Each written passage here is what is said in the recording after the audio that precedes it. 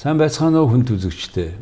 Өнөөдөр манай дефакто нэвтрүүлгийн зочноор Эрдэнэтийн шүтээсийн бизнесийн удирдлагын тэнхимийн ахлах багш Бямбсүрэнгийн Батгэрэл оролцож байна. Бямбсүрэнгийн Батгэрэл Эрдэнэт цогцлбор их сургуулийн бизнесийн удирдлагын тэнхимийн ахлах багш. Булган аймгийн Баян агт сумын дунд сургууль, Орхон аймгийн 4-р сургууль, Хөдөө аж ахуйн их сургуулийг тус төгссөн.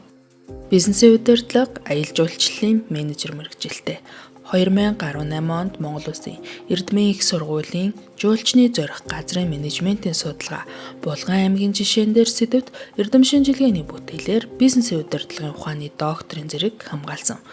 Бүс нутгийн хөгжил, тогтвортой хөгжлийн үзүүлэлтийн чиглэлээр судалгааны ажил эрхэлдэг. Эрдэм шинжилгээний хуралд 20 гаруй ихтгэл, Эрдэм шинжилгээний өгүүлэл хэвлүүлсэн.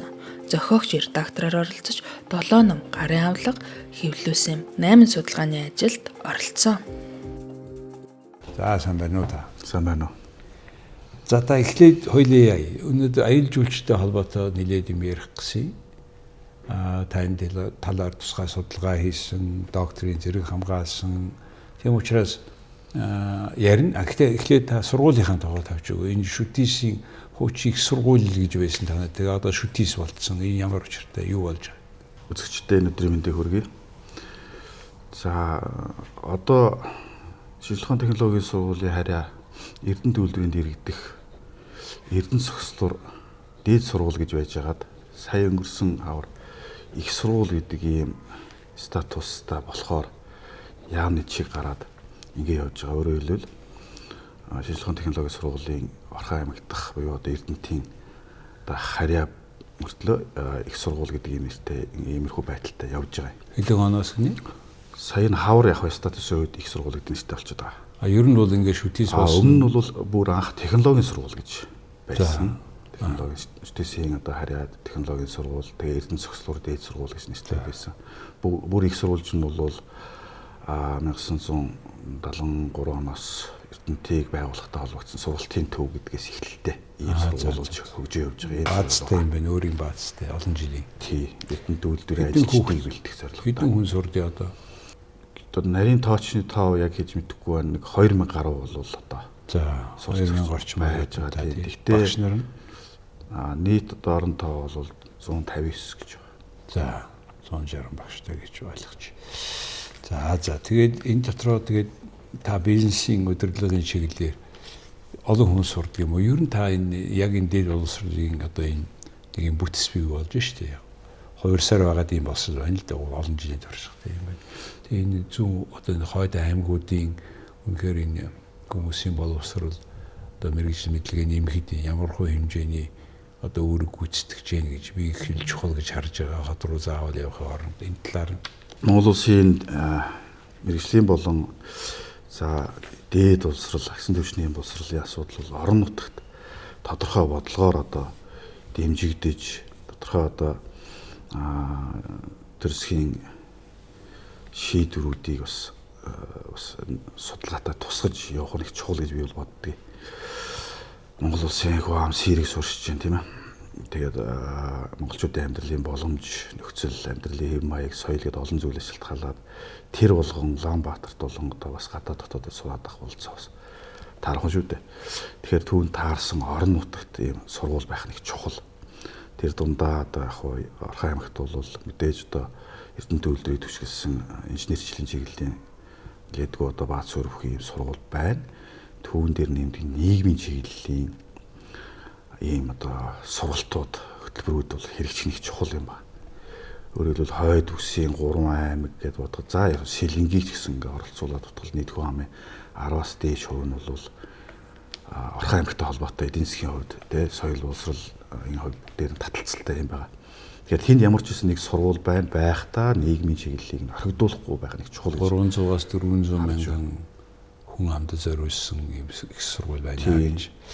Би гол нь ш тантай энэ Эрдэнэтийн үйлдвэрийн тухай, ГОК-ийн тухай, тэр аж үйлдвэрийн салбарын тухай хүн болгон зөндөө ярьдаг. Гэхдээ би тантай өнөөдөр энэ бүс нутгийн аялал жуулчлалын тухай ярих гэдэг. Ягаад гэхээр та болохоор энэ жуулчны зорих газрын менежментийн судалгаа гэж тодорхой жишээн дээр ийм PhD тий гүн ухааны докторийн зэрэг хамгаалсан байна. Тэгэхээр хоёлаа энэ хойд нутаг түүний дотор Булган аймаг юм уу тий яг энэ Булган аймгийн аюул жуулчлалын боломжийн тухай эхлээд ярмаар байна. Тэгээ энэ жишээн дээр жишээлбэл одоо энэний дэд бүтцээ зэрэг хангагдсан байдгийг та олон жилийн харж байгаа хүн аль чиглэл рүү явж байна, юу өөр болж байна, ямар асуудал гарч байна энэ талаар ярьж өгөөч. Аюул жуулчлалын чиглэлээр бас хичээл заагаа судалгаа хийгээд явж байсан. За тэгээд ганц хөгштэй нийлээд манай эдэмжлэгийн удирдагч энэ зорих газрын талаарх судалгаа эхлүүлээд тэгээд түүгээрээ одоо PhD зэрэг хамгаалсан. Тэгээд жуулчны зорих газрын менежментийн судалгаа гэсэн юм нэртэй Destination тийм destination management. Энийг Булган аймгийн одоо засагчны нэг жинхэнэ хүрээнд хийгээд. За яг гол одоо концепц нь юу вэ нөхөөр тухайн одоо аюул жуулчлалын бүс нутгийг үнэхээр одоо менежментийн хувьд хөгжилтэй эсэх асуудлыг нь шалгадаг, нягтладаг ийм бодит одоо шалгуур үзүүлэлтүүдийг тодорхойлох зорилготой байсан. Түүнээс биш одоо юу гэдгийг олон баазтай, олон хүн хөлгсөн байхаараа үнийг хөгжилтэй гэж хэлэх нь одоо бас явцсан юм аа. Ямар байх ёстой нийгэм эдийн засгийн соёлын хувьд, байгаль орчны хувьд тэнцвэртэй доктортой ийм байх ёстой гэдэг үүднээс шалгуур үзүүлэлтүүдийг их зөв тодорхойлохгүй болохгүй гэдэг ийм зорилготойгоор судалгаа хийгээд ингэ явж байгаа. За энэ судалгаа маань бол мэдээж тодорхой үр дүнгууд бол гарсан. Энэ судалгааныхаа үр дүнгээр цаашид шийдвэр гаргагч нар, за орон нутгийн удирдлагууд, за бизнес эрхлэгчдийн хувьд одоо тухайн бүс нутгийн аюул жуулчлалын чиглэлээр одоо ойлголтоо авах, тэгээ шийдвэр гаргахад нөлөөлөх ийм судалгааны одоо гол одоо институт байдлаар хөгжүүлээд ингээд явах ийм одоо нээлттэй юм уу гэсэн ийм чиглэлээр л одоо сонирхоод яваад байгаа. За энэ бүс нутгийн хамгийн гол аюул жуулчлалыг татах гол шалтгаанууд нь юу гэж байна? За мэдээж гадаадын болон дотоодын мэдээж тийм. Яг нь ер нь мэдээж одоо олон улсын түвшинд за монголчууд өөрсдөө унган байгаль гэж ярьж байгаа. Онгон хөндөгдөөгүй байгаль гэж ярьж байгаа. Эко гэж ярьж байгаа. Энэ нөхцөл бол олон улсын түвшинд за монголчуудын түвшинд ч гэсэн гол одоо татах шийдвэр болж байна. Хүний гар хүрээгүй газар очиж сэтгэлийн одоо баяс цэнгэл идэх за одоо экологийн цэвэр орчинд хөгж ах дүүнрээрээ танаас нөхдөрөө агаар салхинд гарах хэмжээний ийм зорилгоор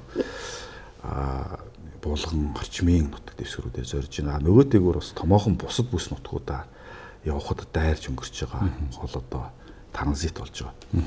За энэ нь бол одоо яг Булган аймагт аюул жуулчлал хөгжих үндсэн шалгуур болж байна. За яг нь ер нь бол судалгааны явцад бол эко ямар нэгэн уул уурхай янз янзын одоо зүйл бол өртөгдөөгүй харьцангуй бага. Тэр утгаараа одоо эко гэж эко бүс гэж. Өөрөөр Булган аймаг бол одоо төрүүлээд өөрсдийгөө эко бүс гэж үндэсний бол олон улсын хэмжээнд зарлах нэг чухал байна. За яагаад чухал гэж? Үйлдвэр барихгүй гэсэн үг юм уу? Одоо тий том үйлдвэр шаардлага байхгүй. Бага одоо аршаан усны болон байгалийн энэ ландшафт тийм ээ.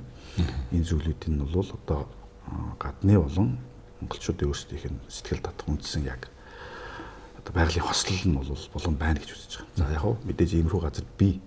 Гэхдээ Улаанбаатар болон одоо хамгийн одоо дундын тийм хол биш. Улаанбаатараас гараад явлаа гэхэд яг одоо нэг өдөр яваад очих юм дундын бүс гэсэн үг. Хит хаалс биш. Тэ хоттой хит ойр биш. Тийм орчинд байгаа учраас энийг бол эко гэж нэр шашхоор явах нь зүйтэй юм уу гэсэн зүгээр бодлоо яг судалгааны явцад иймэрхүү юм гарч ирж байгаа. За. Тэгэхээр та түрүү ярьж энэ шалгуур үзүүлэлтүүдээ гэж. Тэгэхээр аюул жуулчлал гэдгийг чинь дагаад одоо заавал байх хэрэгтэй юм нөгөө байр, хоол, наацх ихний хоёр юм тийм үү? Байр, хоол тэгээ юм үзэх. Үзэх юмны тухай ярьлаа. Дараа нь ярий. За байр, хоол тэрний 5 тухын хувьд та ямар шалгуурууд тогтоосон. Тэгээд яг тэр шалгуураар яг юу хийсэн? Тийм. Мэдээж жуулчны гол хэрэгцээ бол тухтай орон байршуулах хэрэгсэл гэж хэлж байгаа тийм. Жуулчны бааз, зочид буудал, замын одоо бас төр зогсоолууд гэх мэтлэн ийм 5 тухайн хангас зорилготой байгууламжууд. Мэдээж энэ бол дандаа хувийн хвшилтээр явж байгаа. За энэ байршуулах хэрэгслүүд бол мэдээж одоохондоо бол олон улсын түвшинд хүрээг нь ойлгомжтой. Инженерчлэлийн болон одоо олон сорилтууд бас хүлээгээд байгаа учраас тэднийг шийдэхэд жирийн одоо бизнес эрхлэгчнэр бол энийг одоохондоо шийдэж бас төгдөггүй байна. Мэдээж энэ төр бол төр засгийн дэмжлэг хэрэгтэй. За саяхан бас аял жуулчлалын одоо зээл гэж бас гараа зарлаад 2 удаа зарлагдсан билүү лээ. Тэгээ мэдээж одоо нүдээ олохгүй, цагаа олохгүй, байгаа онохгүй юм бас бий. За ингээд мэдээж асуудал мэдээж нааштай өөрнөх байх гэж найдаж байгаа. Ингээд байршуулах хэрэгсэл бол айжмдаа эхлээд үндэсний хэмжээнд төгөлдршөөд, үндэсний хэм маягтайгаар хөгжөөд явандаа тэр олон улсын түвшинд нь хүрэх ёстой. Тэгэхгүй шууд аваачаад хөдөө байж байгаа, тийм ээ, орон нутгад байж байгаа бизнес хэрэгцээ шууд олон улсын түвшинд шууд хүргэе гэдэг бол шууд тийм том алхах бололцоо бол том хөрөнгө оруулалт шаардна тийм байхгүй. Нэгдүгээр, хоёрдугаар ажиллах боловсролчны хувьд энэ толомцсон асуудал яваад байгаа учраас шууд ингэ шийдэх нь бол бас боломжгүй байна. Эхлээд үндэсний хэмжээндээ төгөлдршүүлээд тэгээд айжмдаа олон улсын түвшинд хүрэх энэ тактик нь хийж явах ёстой гэсэн юм одоо зүйл байна. За хоол хүнсний асуудал бол мэдээ саяныхтай адилхан үндэсний хэмжээнд явж байгаа олон улс. Гэхдээ хүнсний асуудал бол эко гэж бид рүү ярьсан. Тэгэхээр бүх зүйл бол одоо гарал үүсэлтэй гэдгээрээ нүдэн дээр нь гэдгээрээ шууд одоо зэлэн дээрээс нь тийм ээ. Адууны одоо зэлэн дээрээс нь шууд саам гарч байгаа. Энэ нөхцөл байдал нэгдүгээр саам, хоёрдугаарт одоо тэр нүүдчлийн байдал шууд харагдан шүү дээ тийм.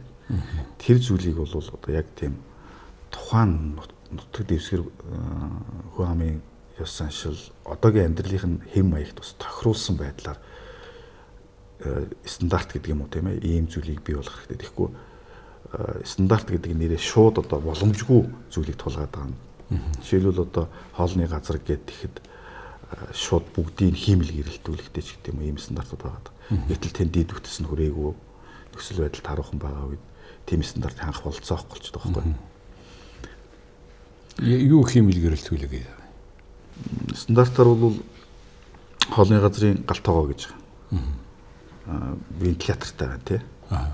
Тэгээд хоолны газрын бас хиймэл гэрэлтүүлэг гэж байна уу. Энэ гэрэлт юм. Тэр нь дидээс дэш энэ гэдэг юм үзүүлэлтүүдтэй.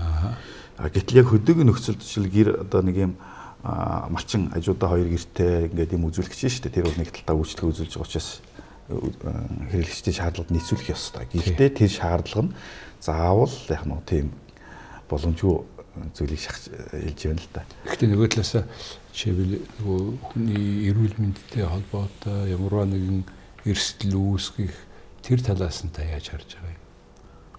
Мэдээж одоо air condition хөдөө хайдаашаа тавь гэж боломжгүй тийм ойлгомжтой. Гэхдээ тэр одоо нөгөө гар хөлөө угааж барих тэр боломжийг яаж бүрдүүлэх нэгэнт л аялал жуулчлалын гадаад амьсгалын хүмүүс авж байгаа бол олон хүн урсаж орж гарах гэдэг шүү дээ. Жишээлбэл зарим газар одоо Монголд аяар бол одоо нэг үе яваад бол тийм ямар ч гэсэн ингээд тийм айлд очиход ойр хавьд нөгөө нэг удаагийн хэрэглээний жорлон байх жишээтэй, гараа авах жишээтэй тэр юмнууд ч одоо тэгээ шаардлага болчихлоо шүү дээ. Мэдээж тэр эрүүл ахуй хариун цэврийн байгууламж гэдэг бол туйлын чухал. Тэрийг одоо технологи гэж одоо шийдэх маш амархан болж байна л да. Технологиуд нь хөгжсөн учраас энийг жишээлбэл бодлогоор яг төсөг одоо хөрөнгө мөнгөний хувьд биш зүгээр менежментийн хувьд хэн нэгэнд нь юм уу яг төр өөрөө биш л дээ. Менежментийн эрхийг нь олгоод тэгээ өөрөөр хэлбэл destination management organization гэж хэлээд ах шугаа.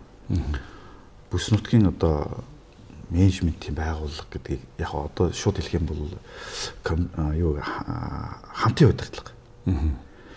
Одоо нэг малчтыг жишээлбэл хоршоолуулаад нэг яваад идэг та. Тэрнтэй адилхан яг аялал жуулчлалын ийм хоршооллын яг одоо манай Монгол улсын хууль тогтоомжтой байгаа хэллэгээр бол хоршооллын гэж хэлэх баг. Ер нь хамтрал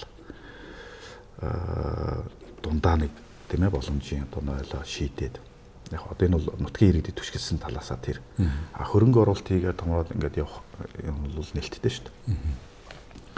Тэгээд энэ саяны таны хэлдэг энэ стандартууд бол хангах нь бол заашгүй ойлгомжтой. За ингээд энэ том асуудал ихтэй ингээд за хангачлаа гэж бодъё. Тэгээ хангалаа гэмэгч одоо бид нар нөгөө зочтой авах хэрэгтэй. Зочдын урсгалч нь бас өвлзөнгөө байх хэрэгтэй. Монголд чинь өвлөн бүх юм хааждаг учраас урт хугацааны юм уу том хөрөнгө оруулалт хийгээд 6-8 сарын төвчж байгаа байхгүй тийм. Тэгэхээр тэр утгаараа одоо таны судалгаа хийсэн хүний хувьд одоо яаж энийг зохицуулмаар юм. За би засмал зам энэ төр тавьсан бол түрүү та ярьсан замын дунд байгаа учраас ингээд харьцангуйгаар ялангуяа транзитийн замын хүмүүс бол ирдэг тийм аялал жуулчлал бас бай тийм. Мөн зорж ирдэг аялал жуулчтай. Энэ талаасаа энэ хүмүүсийг татах энэ тал дээр юу хийх ёстой? Яг хойд үсгийн хэмжээнд гэж би бас эхлээд тамирлаад ярил зүг баг гэж бодож байна. Яг ер нь бол хөвсгөлийг бол аялал жуулчлалын за булганы хөдөө аж ахуй аялал жуулчлалын за Орхон аймгийг бол одоо хүнд аж үйлдвэрийн гэдгээр тамирлаад одоо хөгжүүлнэ гэсэн бичгээр онтууд яриад тэрийг хэрэгжүүлэх гээд явж байгаа тийм ээ. За мэдээж энэ бол зөв. Тэгэхээр энэ аймагуудын энэ нөгөө засаг санааны нэгжийнхээ одоо юугаар ингээд тусдаа юм нэрлээд байгаа боловч ард түмэн бол ямар нэгэн аймаг ялгахгүйгээр ерөөсөө хойд ус тэр чигтээ энэ гуруула хоршиж энэ гурвалжин үүсэж явах ёстой. Өөрөөр хэлбэл Булган аймгийн хүн Орхон аймагт бол очиж худалдаа наймаага хийж байна. Хүмүүст ингээд за хөвсгөл бол ямар нэгэн байдлаар заавал Эрдэнтээр дайрч ямар нэгэн хөдөлгөөн хийж дотоод иргэдэн гэх жишээ. Мөн ялгаахгүй жуулчид яг л энэ одоо замлуудаар явж байгаа. Тэгэхээр яг жуулчны зам, жуулчны одоо урсгал гэж ялгахгүйгээр ерөөсөө энэ явж байгаа иргэдийн явж байгаа урсгалаар харж байгаад тэр маршрутаа гаргах тэр замаа дэд үтсээ сайжруулах юм асуудлууд. За ер нь бол энэ бол баг ерөнхийдөө шийдэгдчихлээ. Өөрөөр хэлбэл хөвсгөл явсан зам байж нь мэдээж одоо засвар ажиллахаа шаардлагатай болж байгаа шүү гэлээ жоох нүх ихтэй болсон байна лээ. За нөгөө тэгвэл яг түүнээгээ дагаад гол байна. За яг ер нь бол 3 зам 3 гол гэдэг ийм концепц яваад байгаа. Хөвсгөл рүү зорьсон сэлэнг орчмын одоо бүс нутгийн ийм одоо ерөнхийдөө ийм уулын угын ийм хээрийн за ер нь хойшлоо тайгын ийм хэм маягийн адал явдал бүс бол байгаа. Тэр хэсгийг л сонирхдаг хүмүүс нэг хэсэг байна. За Орхон голын сав гэж байна. Энэ бол өөгдөх хэвлэгийг гэдэг ингээд явна тийм ээ. За мөн одоо зам бол одоо байгаа. Урд хаагуур нь Ташин шилэнгийн зам байна. Хаагуур нь бол хөвсгөл явж байгаа зам. Орхон гол бол яг энэ хоёр замын дунд урсж байгаа. Орхон голын сав өөрөө бас хүчсэлэнтэй. Урд талд нь бол одоо яг таран туул гэж болоо тийм ээ. Одоо Гурдан болог Аршаант гэдэг 9 тасархаг яв. За энэ голын бүст урдуур нь бол Баруун аймгийн төв зам явж байгаа шүү дээ тийм ээ. За ингээд 3 гол 3 одоо зам гэсэн юм концепцоор одоо Булган аймгийн бүс нутаг болон хойд бүсийн хэсэг бол 3 одоо хэвтээ тэнглэгээр хаваагдаад. Тэг яг энэ хэвтээ тэнглэгийн дагуу аялал жуулчлалынхаа одоо байгууллагуудын тэр өөрийнх нь одоо хүмүүст үзүүлж харуулах чиглэлээр нь хөгжүүлэх хэрэгтэй байна. Шивэлийг хооч хөгжүүлэх асуудал шүү дээ. Биш. Энэ шиг яг юм тогтсон таны хийсэн хоршсон аль аль талд адилхан стандарттай тэгсэн мөртөнийг хөгжүүлэхийн тулд яг шивэл за улсын төсвөөр ярих юм бол бүх аймагуд барьсан тийм ээ. Яг аймагуудтайгаа холбоотой аймаг дээр одоо энд ямар анхаарал өгч байна. Тий аймагуд анхаарал тавьж байгаа. Тий. Ер нь сүүлийн үед аймаг болгон л тэргүүлэх чиглэлээ аялал жуулчлал гэж нэрлэдэг болсон шүү дээ. Магадгүй түүгээр далиндуулаад төсвөж их тавиулж байгаа баг. За тэгвэл яг хүсэж байгаа үр дүндээ хүрэж чадж байгаа юу гэдэгтэй асуудалтай. За Булган аймгийн хувьд бол мөн одоо тэргүүлэх чиглэлгээ томьёолоод ярьж байгаа. За түүний хүрээнд одоо мастер төлөвлөгөө бас боловсруулсан. Би бас мастер төлөвлөгөө боловсруулах хэсгийн одоо зөвлөх энтрээр ажилласан. Тэгээ саяны ярьдаг энэ зүйлүүдийг л ерөнхийд нь яг авч хэрэгжүүлээд явж байгаа 2-3 бүсэд хуваагаад хойд хэсэг нь бол одоо ажилчлал хадгалт явдалтай ажилчлалын бүс, дунд хэсэг нь бол аршаан соёл төсгөлсөн одоо хулж хануу хунт юу гэж байна. Цагаан гол гэх тийм энэ бүсүүд байгаа. Энд бол Монгол одоо дотоодын амрагчдын гол цөм болж байна. За уршигаа бол төвөг соёл гэдэг ингээд бас байгалийн ийм чиглэлийн бүс гэсэн 3 бүс. Тэгэхээр энэ 3 бүсийн онцлог тахруулсан хөрөнгө оруулалт хэрэгтэй болж байгаа. Стандартууд хэрэгтэй болж байгаа. Хойд бүсд бол том байгууламж шаардлага байхгүй. Эко учраас. Тэр байгалийн хөнгөн төрхийг алдагдуулах тийм хөнгөн зүйн өөрчлөх юм ямар ч хэрэггүй яг нөгөө эко байдлаар явна гэсэн үг. Дунд хэсгийн буюу одоо аршаан соёлын хэсэг гэж яриад байгаа нь бол яг нөгөө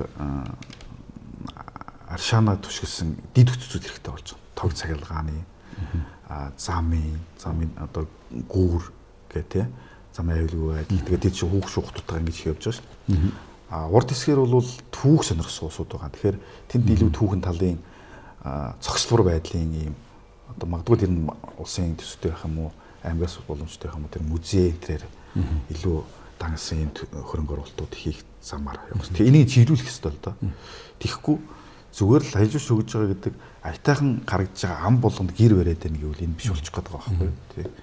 Тэгэхээр энийгээ төвлөрүүлэх одоо аршаан соёл дээр үйл ажиллагаа явуулах гэж байгаа бол иймэрхүү одоо барилга байгууламжтай байхын шүү гэдэг жишг гаргаж яана гэсэн. Яг өөр монголчууд баримжаа гэж хэлдэг юм байл шүү дээ. Тэрэн шиг нэг баримжаа гэж стандартыг баримжаа гэж тэрэн шиг баримжааг нь гаргаад өгч байна тий. За стандартыг баримжаа гэж байна уу тий. Бас л ойролцоо юм. Гэхдээ баримжаа биш яг л тийм байх. Баримжих биш яг тэрүүгээр л байхсан стандарт. Зүгээр аялал жуулчлалыг ингээд ийм олон бүс нутгийг хамарсан хөгжүүлэхийн тулд ингээд яг адилхан форматын яг адилхан ийм сэтгүүл гаргаад тэгээ ганцхан сэтгүүлийн агуулга нь өөр формат нь адилхан нийтлэг тим чиглэлээр ийм аймагуудын хооронд хамтарч ажиллаж байгаа тим юм байх юм уу? Гоо тийм харагдахгүй байна. Аймагуудын хувьд нэг харагдахгүй байна. Яг нь ер нь энэ их тийм байх хэрэгтэй. Гэхдээ энийг ханаас эхлэх вөхөр яг эхлээд сумдууд тийм үү? Яг нэг ийм зам дагсан нэг ийм одоо коридорт байж байгаа аж ахуй нэгж эрхэлж байгаа болон одоо сумдууд удирдлагууд хоорондоо ингэж нэгдэх одоо хамтын менежмент гэдэг нь тэр хамтын удирдлага гэдэг нь тэр сумын одоо иргэдийн хурлын тогтоох шийдвэрүүдээр хамтарч одоо энэ асуудлаа ингэж шийдэе гэдгээр шийдэ. Тэгэхээр яг ингээд нутаг дэвсгэрээ тастаад бүх юм хийгээд харуус хэцүү. Тэгээ шин яг энэ талтанд гараад яг л адилхан нөхцөл байгаа. Тэгэхээр хамтарч асуудлуудаа заримдаа шийдэх талаар санаачлах гаргамаар байгаа. Тэгээ ядаж тэгээд томорсоор аваад аймагуд болох хэвээр бүсүүд хоорондоо бас тэгж нэгдэх хэвээр гэдэг ийм л юм явах хэвээр хальтаа гэж. Ядаж ингээд Улаанбаатараас олон тишгээ явж байгаа тэр нэг том салаа замуудын тодорхой одоо 100 км тутам одоо ийм хэмжээний амралтын газар байна гэсэн ийм стандарт тогтоогоод энийг барих юм бол тусална гэсэн ийм ямар нэгэн арга хэмжээ авагдаж байна уу? Улс орондоо. Одоогоор ерөөсө мэдэгдэх тийм ойлгохдохгүй байгаа байхгүй. За. Ер нь бол хүн хов өөрийнхөө үзмжээрэл дүгнж энд их аятайхан байгальтай юм байна, аятайхан юм байна. Энд аялал хөгжих юм байна гэж шууд хов хүн өөрийн үзмжээрэл дүгнчихэд цаана шинжилгээ явах хэрэгтэй. Тэ? Тэгэхээр яг үгээр энэ судалгааны одоо би түрүүн судалгаа ярьж байгаа тэр судалгааны үр дүнгээр яг үгээр тийм газрын зураг бий болно гэсэн үг. Индикаторууд нь одоо улаан ногоонороо ингээд тасшаал. Энэ хэсэгт нь одоо жишээлбэл яг төлөөл зүйрлүүлэлт хэлэх юм бол ус цагуурын хүрээлэн гэж байгаа тийм. Тэр бол энэ жилийн одоо энэ хэсэгт гантай байна, энэ хэсэгт бол одоо урд тундас илбэгтэй байна гэх ингээд 7 хоногны мэдээгээр гаргаад идэг та. Энэ платформ бүрдсэн бүх станцууд нь ажиллаа, датагаа шинжилээд үргэлж ингээд хүмүүст асуудлаа хэлж өгөөд яваад идэг. Аялжуулчлалын хувьд яг энэ шиг бүтэц бий болох хэрэгтэй. Одоо энд бол одоо эрэлт байна тий, энд бол одоо дац итэрсэн байна. За энд бол дэмжлэг явж байгаа юм байна. Энд бол дэд үтсэн хөгжөөд эхэлж байгаа юм байна гэдэг зүйлүүдийг текст дээр биш яг ингээд одоо хүнд зураглаа. Одоо сүүлийн үед скрин гэж хардаг болсон байна. Тэг яг ийм мэг болгоно цаана дата ажиллах хэвээр. Тэгэхээр одоо энэ бидний хийсэн судалгааны үр дүн бол энэ датаг одоо олборлох ийм одоо зүйл байгаа. Тэр дата нь бол тэр 70 хэдэн ийм шалгуур үзүүлэлт тодорхойлсон. Тэр шалгуур үзүүлэлт дээр тодорхойлогдож гарч иж байгаа хэрэгтэй. Юу гэсэн тийм судалгаа хийх ихний суурьуд нь бий болчихсон юм байна тийм ээ. Зүгээр жишээ Улаанбаатарт нэг хүн Улаанбаатарт нэг хүн одоо аль нэг аймаг руу явъя тэгвэл яах вэ гэвэл ийм нэгдсэн аль аймгийг ингээд үзээд явах тийм мэдээллийн одоо эсвэл харьцуулаад үзэх. За би Булган явъя, Сүнсбаатар явъя гэдээ ингээ хараад Булган аймагт очиж би чи яг юу үзэх вүлээ? Аялал жуулч нь хаана байна? Ямар үйлчлэгээтэй вэлээ? Энэ дээр очивол яг юу байгаа? Энэ дээр нь очивол юу байгаа гэсэн ийм нэгдсэн мэдээлэл ийм хүнд ойлгомжтойгоор тэрийг нөгөө аялах тэр сэдлийн тим мэдээллийн систем хизээ бий болно гэж таваадаж байна. Тэр удахгүй байх гэж найдаж байгаа. Одоо цаасан дээр бол байна. Гэхдээ цаасан дээрх бол хурдан хуучирж байна. Цахим байдлаар яг одоо онлайн дээр вебсайт гэдэг юм уу те. Хурдан шинжлэгдэж явах хэрэгтэй. Саний хийсэн судалгааны үр дүнгууд энэ дээр бас орж байж гидэж байгаа. Биний харин тэр аймгийн чинь мастер планд ормооргүй орж тийм биш үү? Аймгийн мастер план гэдэг нэг дараагийн сэфэн биш тэр чинь нэг вебсайт дээр байгаа үстэй. За яг тэрийг вебсайт дээр одоо олон нийтэд нээлттэй биш. Тэр нь бол тэгин зөвөөс даргал мэдээд байхгүй. Тий. Төсөв батлахтаа нөгөөдхөөс өгж хардаг байж магадгүй. Тий. Энэ харамсалтай тийм байгаа байхгүй. Олон нийтэд тэгжиж олон хүн очиж шүү. Тэг. Тий. Тэгээд өшөө нэг юм. Ерөнхийдөө гадаадын дотоодын жуулчин бол одоо өнөөдрийн нөхцөлд ялгаагүй шүү дээ. Адилхан стандарт шаарддаг шүү. Адилхан бийцтэй газар байх хэрэгтэй орд ирнэ. Энэ гадаадын хүний зарчмууд энэ дотоодын хүний зарчмууд гэж байдгүй шүү дээ. Тэр үн шиг одоо тийм хэмжээнд одоо нэг стандартаар л ярихгүй одоо болохгүй болчихлоо шүү. За чи өглөөний цаг гэтэл одоо намайг л 80 оны эцсээр жуулчинд гид байхад орчуулагч байхад л өглөөний 2 сесэждэг нэг өндөг л өгдөг байсан. Тэгээ одоо хөдөөгөр явахаар тэрийг өгöd байгаа байхгүй. Тэгээ тэрийг шүүдчихэд жуулчдууд бараг уйлах гээд байгаа байхгүй. Энэ одоо юу вэ? Ямар сонголттой юм бэ энэ? Сонгон баг гэж өгöd.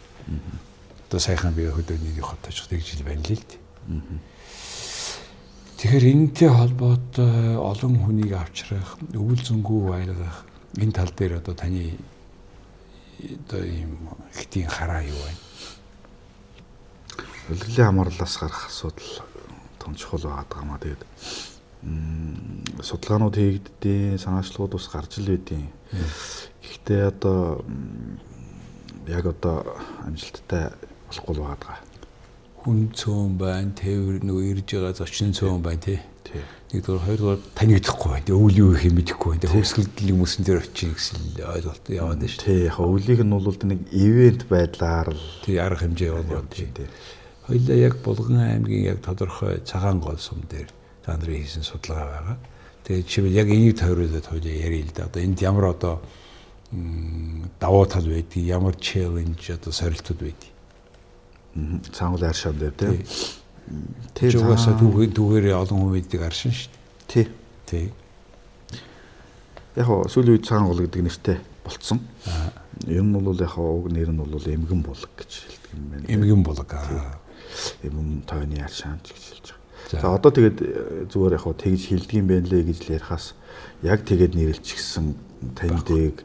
Тэгээ яг тэгээд нэрлэлчихсэн газар усны нэр яг 50-д оны үед гарсан Осуудын юм дээр эмгэн булаг гэж нэрэл байгаа. Бусдаар бол баг. За яг тэгээд одоо тэрийгээ дагаад хүмүүс цагаан гол гэдэг болсон. За цагаан гол сүүлийн жилүүдэд сүүлийн ялангуяа 14-5 жилийн туршид бол нэлээд өсөж байгаа ийм чиглэл жижиг destination болж байна да. За тэр нь гол одоо шилтгаан аршаа юм. Хүүтэй аршаа монголчуудын уламжлалт монгол аргаар орж уудаг. Хүүтэй аршаа. Хүүтэй аршаа.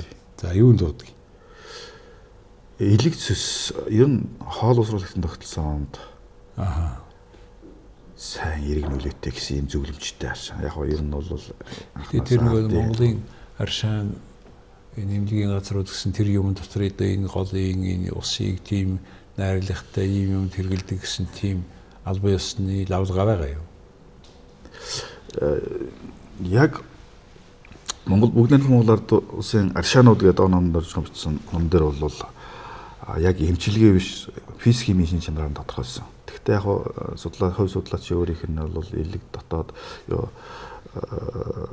дотор эргэтэнд сайн нөлөөтэй байх гэсэн иймэрхүү юм дэвсэлсэн. Ардын амар бол угаасаа илэгдсэн яшин гэж боддог. За тэр нь ч нөлөөтэй гэдэг нь ойлгомжтой байгаа. За тийм одоо үйл явдлууд болж исэн.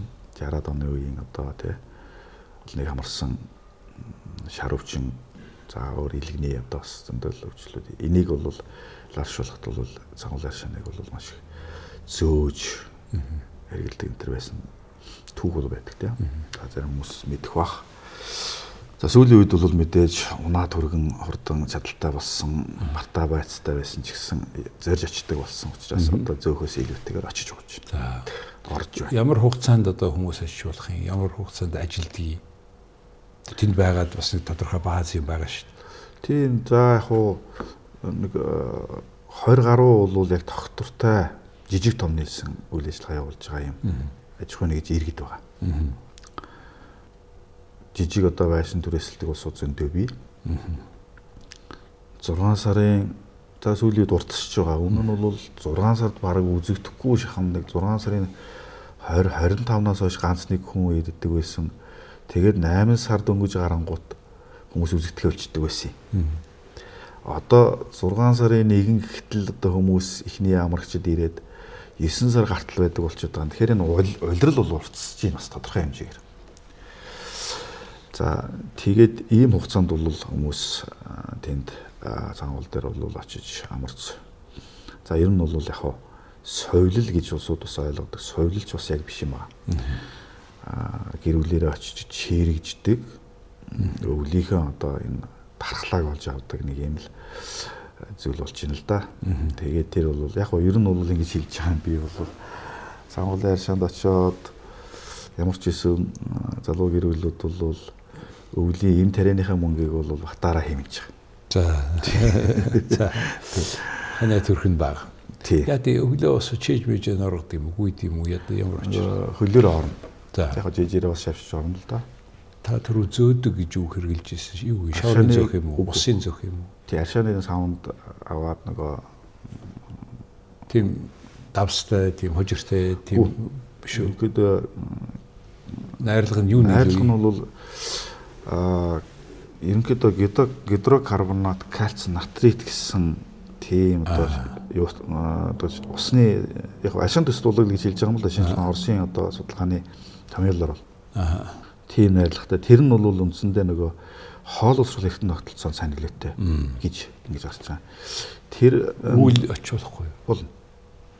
Үйл бол одоо ингээл бас нэг юм нөгөө сүүлийн үед нөгөө жаргалтын гол жаргалантын гол илүү айл нэг тий. Тэгж хэлээд байгаа тэр л маш их хүмүүсд яваад байгаа шүү дээ. Тэрнтэй адилхан бас ингээд цаан хөөрөг татаад ингээд байж байгаа байна. Тэгэхээр Унгар, Япон гэдэг энэ орнууд биш үү? Аршаан суулийн ялгаагаараа дэлхийд танигдсан. Яг Европын төвд байгаа болохоор тэгдэл Япон хүнтэй.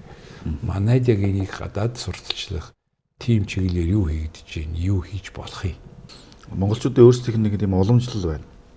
Нэгдүгээрт энэ сэтгэл санаа итгэл үнэмшлийн асуудал байгаа бах. Аршаанд орчиж нэг сэтгэл зүгээрээ тийм ээ. Сэжгээр сүүжгээр идэгнэ гэдэг шиг ордог нэг ийм талын монголчуудын сэтгэлгээтэй холбоотой. Тийм учраас тийш зорж байна. Хоёрт нь бол мэдээ шинжлэх ухааны талын юм бас байна. За тэр нь бол Оросууд бас нотлоод байгаа шүү дээ тийм ээ. Захын мэдрэлүүдээс нэг хүүт харцанд ордог. Тэр харцны юм бол тодорхой хэмжээ хүний бие организмыг тархлааг ус сэргээж. За ийм хоёр шалтгаанаар бол монголчууд болон за монголчууд юм да энийг бол ингэж орж байгаа юм. Гадаадын хүмүүс бол яг ийм зорилгоор ирэх нь жоохон тоон мэдэхгүй байгаа юм чинь. Алс хүний газар явж идэг биорганизм янз бүрийн хямралд орвол яана уу эмч дамж ойрхон байхгүй. Яг би яг хэрэгтэй гэж ойлголт тэр магадлага тэр юм маркетинг сайн хийдсийн дараа бол хүмүүс ирнэ л дээ. За тэр болтлоо цаг хугацааны л асуудал. Цаг хугацаас ирсэн. Өвөлдөө хөлдөдгөө юм байна. Хөлдөхгүй. Тэгвэл өвөл орж болох юм байна л харц шиг. Голын намрын дунд сарын шинэ 15-нд билүүдээ. Голын усанд ингэж ордог нэг юм бас хүмүүс монголчууд бас мод болоод яваад байдаг та тий. Голын орхон гол зэлэнгэд орлоо байлаа. Туулд ч гэсэн ордог баха тий. яг тэрэн шиг яг тэр үед чинь тэр шим бол ингээд яг магадгүй арай хөлдөөгөө хасах нэмэх 5 градус орчим байгаа бах гэж бодож байна. А заангол бол яг тийм нэмэх 5 градус тийм тогтмол байдаг. Нэмэх 5 градус. Тэгэхээр хөлгийн айлч үйлрэлийг хамаарахгүй яг тэр хадсанд орж үлдэх гэсэн санаа. За. Тийм. За та бүхэн ингээд Булган аймгийн тухай онцолж ярьлаа голлож. Тэгэхээр бусад бас ялангуяа хойд хангаа хэдийн аймагуд дотроо бол хамгийн ойрхон нь ар хангаа тэгээ Булган байгаа тий. Тэгээд ер нь бол боломж их байна да. Энийг зөв ашиглах нөгөө баримжаа гэдгийг тогтоох стандартын тийм ээ. Хийх ажил их байна. Тэгээд энэ чиглэлээр та одоо ингээд судалгаа хийгээд тодорхой ажлууд ингээд хийцэн хүн учраас өнөөдрийн яриа бол хүмүүс хэрэг болох байх гэж найдаж байна. Ер нь бүр томороо бол Монгол улс ялангуяа Булган шиг аймаг бол миний бодлоор бол хэзээ нэгэн цагт өвөлдөө цанаар болгодог. Зундаа гольфтэй холдог. За тэгээд бусад саяын ярьсан бүтээгдэхүүн байдаг. Ийм олон төрлийн бүтээгдэхүүн хэлж өгж иж Японууд тэгдэм байл. Тэр префектура болгонд яг өөрсдийн улирлынхаас тааруулсан юмтай ярих түүхтэй тэрийг ингээ харуулсан жижигхэн музейтэй тийм шивэ самурайгийн тэдгээр зон юм байсан тэргээд бид нар чи ярих хэлэх юм зөндөө байгаа шүү дээ. Булганд ч гэсэн зөндөө олон төгшөөд урсгалууд түүх ярих юм бол маш их юм байдаг шүү дээ тийм ээ. Тэгээд энэ чиглэлээр ингээд та судалгаа хийгээд ингээд яригдчих байгаа нь бол одоо их онцгой учраас ингээд таныг энэ ярьж захад урьсан. Тэгээд энэ тэр тодорхой асуудал шийдэхээс илүү мэдээлэл өгсөн ярьсан болчихлоо да. Тэгж яах шиг байна. Баярлалаа. За баярлалаа. Ажилтгасаа. За хүнд үзэгчдээ өнөөдөр манай фактоо нэвтрүүлгийн зочноор Эрдэнэтийн үйлдвэрийн дэргэд байдаг Шүтис. Шүтисийн бизнесийн удирдлагын тэнхимийн ахлах багш Бямсүрэнгийн Батгэрэл оролцлоо.